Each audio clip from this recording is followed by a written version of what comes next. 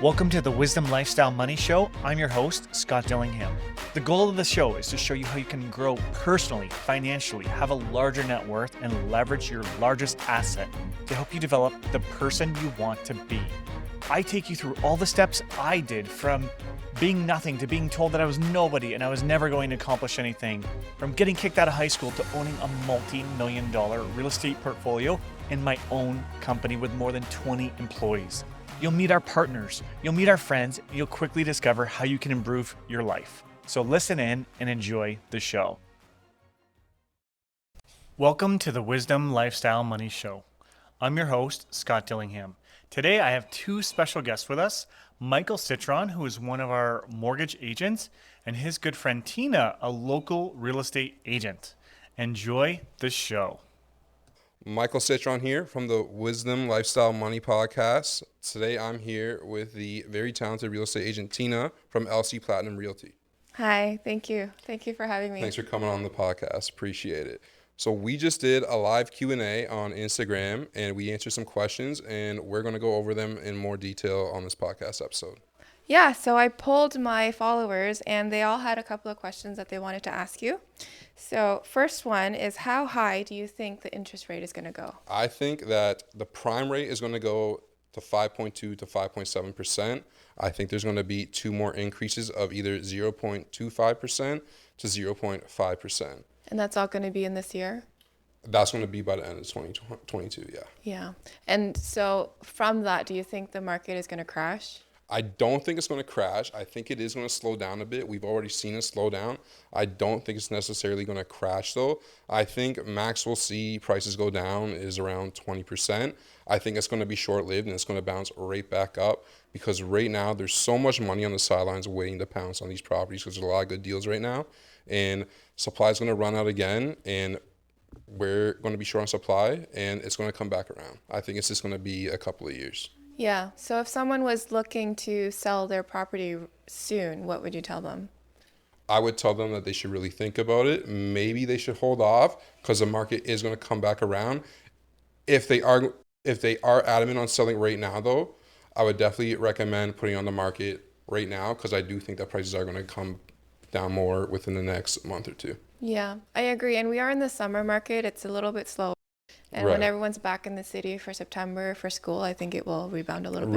Absolutely, I agree. absolutely. So for someone that already has a mortgage, do you recommend that they switch to fixed if they're currently variable?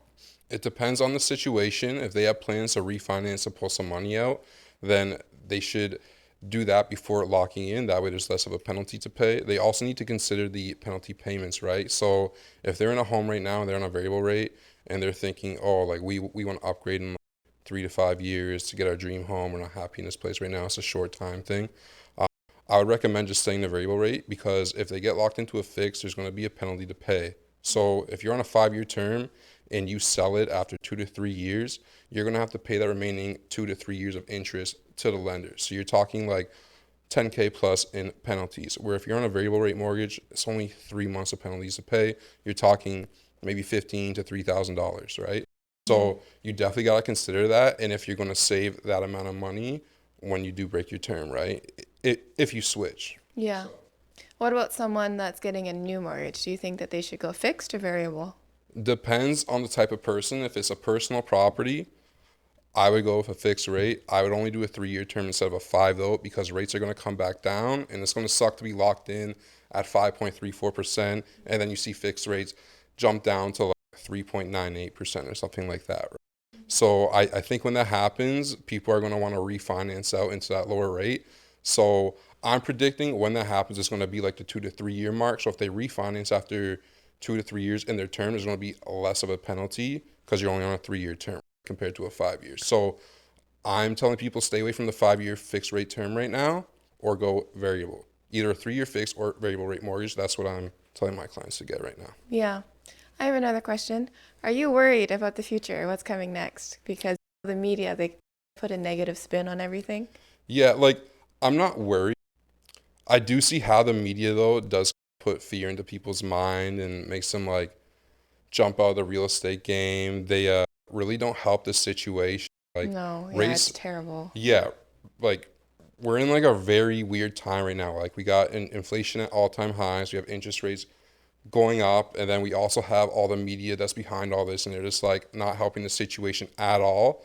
But all I know right now is that there's a lot of people jumping out, but right now is the time to jump in because a lot of people are going to make a ton of money off of this market and what's going on right now. Yeah. And if you're flipping property, like if you're an investor, then there's a lot of things to consider. But as a first-time home buyer or someone that's buying property to stay in long term, usually the houses still come back.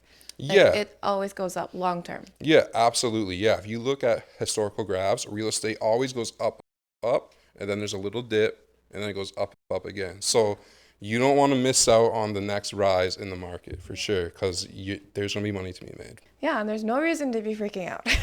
Yeah, absolutely. Do you have any questions for me? Those are all of my questions for you. Yeah. So in your business, like how has the business changed for you from last year to now? How have you shifted the way that you operate to help your clients the best you can? So we are seeing a lot less activity on the real estate market now. A couple months ago, you could list a house and it would sell. You wouldn't even have to market it. I think some houses even sold without photos. It was nuts. But these days, you have to really put in the time and the effort. You need to get that house in front of as many eyes as possible. And you just have to be creative doing that now. Okay. And like from the client side, have you had like more clients freaking out because they're trying to sell their house and not selling? Have you had to like calm people down a little more? So I've had buyers just sit on the sidelines and wait the entire time. As the house prices rised, they're waiting. Oh, it's too high. And now that it's lowering, they're like, oh, wait, it's going to crash more. I'm not the type to push any sale on anybody, but I'm just like, okay, if you want to keep waiting, we'll keep waiting. But we always keep an eye out. And whenever the right house comes up, then we go for that one. Okay, awesome. Yeah, that's funny. It's like there's never a right time to buy. Yeah. Everyone just sits on the sidelines and keeps waiting. But you're not going to make money unless you make the move. Yeah. And when the time does come for them and they do want to like jump in and buy something, like who knows, it might be too late. It might be on like the increase in the market, so they might miss out. So yeah, I don't think the dip is going to last for a long time. Yeah, same. I do think it's going to be short-lived. All right, Tina, thank you so much for coming on the podcast. We really appreciate your time. We know that you're extremely busy, so appreciate it so much. Yeah, thank you so much for having me. This is super fun. Absolutely. If you're serious about real estate investing and you want to take it to the next level with the least amount of time and mistakes, then you're going to want to sign up for our Real Estate Investor Hub. Visit CanadianRealEstateNetwork.com and hit the blue button or banner that says Free Investor Resources.